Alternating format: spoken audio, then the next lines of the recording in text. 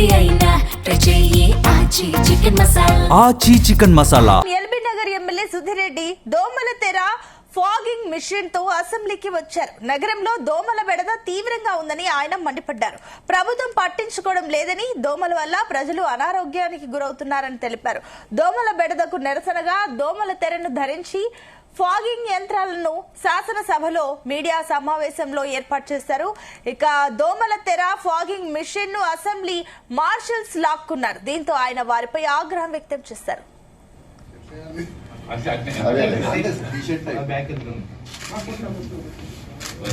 ఇప్పుడు ఏంటన్నా హైదరాబాద్ దోమలు నిలుస్తానా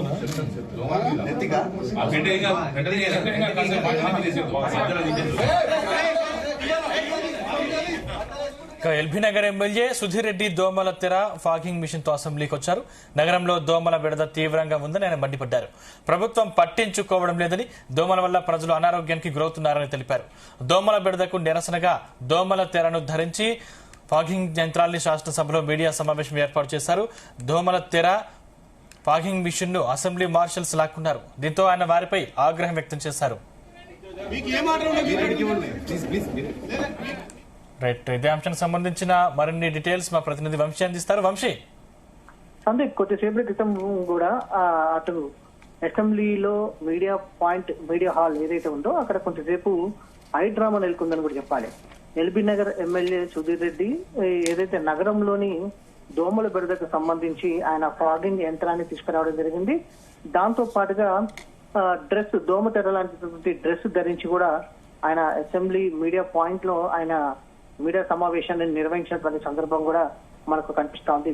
ముందుగా ఆయన ఏదైతే అసెంబ్లీకి ప్రాంగణానికి వచ్చిన తర్వాత బీఆర్ఎస్ ఎల్పీ నుంచి మీడియా పాయింట్ వద్ద ఉన్నటువంటి మీడియా హాల్ వద్దకు వెళ్లడానికి ప్రయత్నం చేశారు. ఆయనతో పాటు ఫాగింగ్ యంత్రాన్ని కూడా తీసుకురావడం జరిగింది.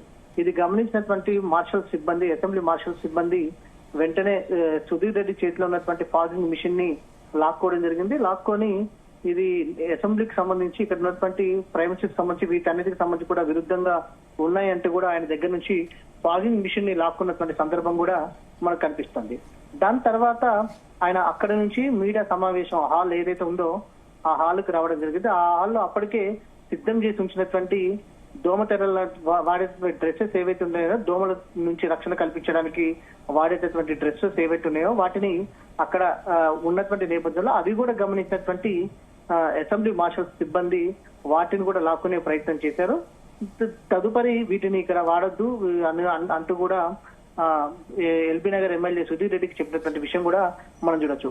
అనంతరం మార్షల్ సిబ్బంది వాటి డ్రెస్సెస్ అన్నిటి కూడా తీసుకెళ్లిన తర్వాత మరొక డ్రెస్ ఆయన దగ్గర ఉంటే అది తీసుకొని మీడియా హాల్లో ఆయన ఆ డ్రెస్ ధరించి మీడియా సమావేశాన్ని నిర్వహించినటువంటి పరిస్థితి కూడా మనకు కనిపిస్తోంది.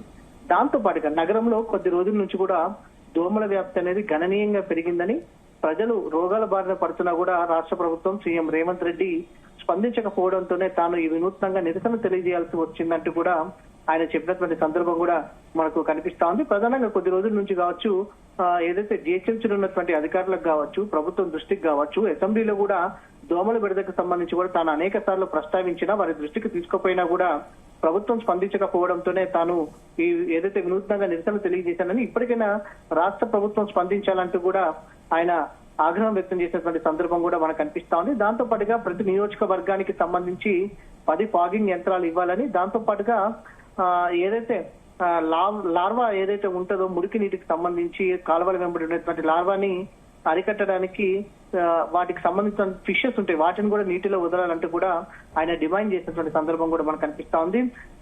ఏదైతే డెంగీ కావచ్చు, టైఫాయిడ్ కావచ్చు, మలేరియా వీటితోటి బాధపడుతున్నారు ప్రజలు. దోమల బెడద అనేది కొంత అధికంగా ఉన్నటువంటి నేపథ్యంలో జిహెచ్ఎంసీ కావచ్చు, రాష్ట్ర ప్రభుత్వం వెంటనే స్పందించాలనేది కూడా డిమాండ్ చేశారు. దాంతో పాటుగా మున్సిపల్ శాఖ అనేది సీఎం రేవంత్ రెడ్డి వద్ద ఉండడంతో కూడా ఈ శాఖ పైన నిర్లక్ష్యం, ప్రత్యేక మంత్రి లేకపోవడం వలన కూడా అటు హైదరాబాద్ నగరంలో ప్రజలు ఇబ్బందులు ఎదుర్కొంటా ఉంటున్నారంటూ కూడా ఆయన చెప్పినటువంటి పరిస్థితి కూడా మనకు కనిపిస్తోంది. మొత్తం మీద అటు కొద్దిసేపటి క్రితం వరకు కూడా అసెంబ్లీ మీడియా పాయింట్ వద్ద మాత్రం కొంత హైడ్రామా నెలకొన్నటువంటి పరిస్థితి కూడా మనం చూడొచ్చు. సందీప్, వంశీ, వాటిని దానికి సంబంధించి ఇప్పటికే మార్షల్స్ లాక్కున్నట్టు మనం స్పష్టంగా కనిపిస్తుంది. దీనిపై ఎమ్మెల్యే ఏం చెప్తున్నారు, ప్రభుత్వం ఎలా రియాక్ట్ అయ్యే అవకాశం ఉంది?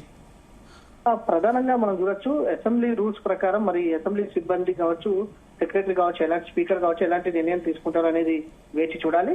దాంతో పాటుగా ఏదైతే ఈ మిషన్ తీసుకురావడం కూడా అసెంబ్లీలకు సంబంధించి వినూత్నంగా నిరసన తెలియజేయడం విరుద్ధం అంటూ కూడా అసెంబ్లీ సిబ్బంది చెప్తున్నటువంటి సందర్భం కూడా మాకు కనిపిస్తోంది. కానీ ఎమ్మెల్యే సుధీర్ రెడ్డి మాట్లాడుతూ అసెంబ్లీ సమావేశాలు జరగడం లేదు, కేవలం ఏదైతే ప్రజా సమస్యలు చెప్పడానికి ఇది రిస్ట్రిక్షన్స్ రావు, ఎందుకంటే అసెంబ్లీ సమావేశాలు లేవు కాబట్టి ఇప్పుడు రిస్ట్రిక్షన్స్ రావు, ఈ విధంగా అడ్డుకోవడం అనేది కూడా సరైనది కాదు అంటూ కూడా ఆయన ఆగ్రహం వ్యక్తం చేశారు. మార్షల్స్ పైన కూడా మనం చూడొచ్చు, అసెంబ్లీ సిబ్బంది పైన కూడా. మొత్తం మీద వేసి చూడాలి, మరి స్పీకర్ కూడా ఈ అంశం పైన ఎలా స్పందిస్తారు అనేది చూడాలి. Thank you Vamshi. ఒకసారి